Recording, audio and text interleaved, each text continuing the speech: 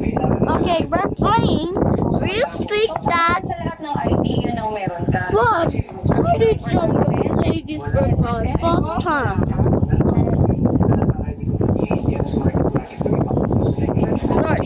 Pwede naman po doon ng EFP natin na yung bakit ba? Anong rason niya? Parang sabi ko doon. Hindi ka naman nasakit na Start. Start. Start.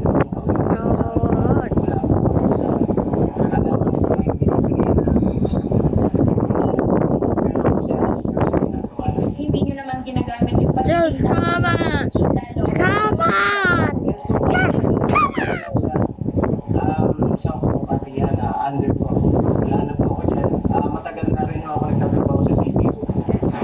Ang kwento kasi kayo daw ay parang dinadala na sa sales store kayo kasi si ma'am ay shopping din po customer. Nasa talaga po kasi namin tapos na yan. So ang nangyari po kasi talaga is may mali rin ako kasi lumapit ako yung customer. Start. Nasisa niya. Kita niyo naman sa video na sinasabi ko nila mga nila sa ito. Ano na ito na which is Start. Just start. Start. That's why, tinawag na namin Pauwin si Melanie para makaalis na kayo bago namin palabasin yung kliyente. Kaya lang, anong dahilan? Bakit kailangan pang bumalik ng elevator pabalik doon sa sila? Pero, ang point kasi doon is pinakuna na namin. Pero, bakit kailangan pang bumalik para Just come on, Mike. Just come on. Just give me a season. alam niyo naman, araw-araw ako tagal po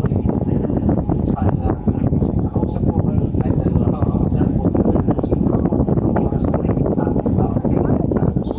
sa oras kaya ako magtatanong po ako magsasalin niya ako kasi nga may mga kliyente niya siya customer niya siya wala akong dapat kaya lang siya business ako susunod namin po so alam ko mali pero nilapitan ko pa rin para tanongin kaya alam ko si customer niya po ako appreciate ng gulo.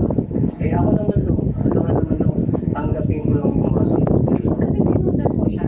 From our clinic, pumunta siya sa ibang establishment, sinundan mo siya.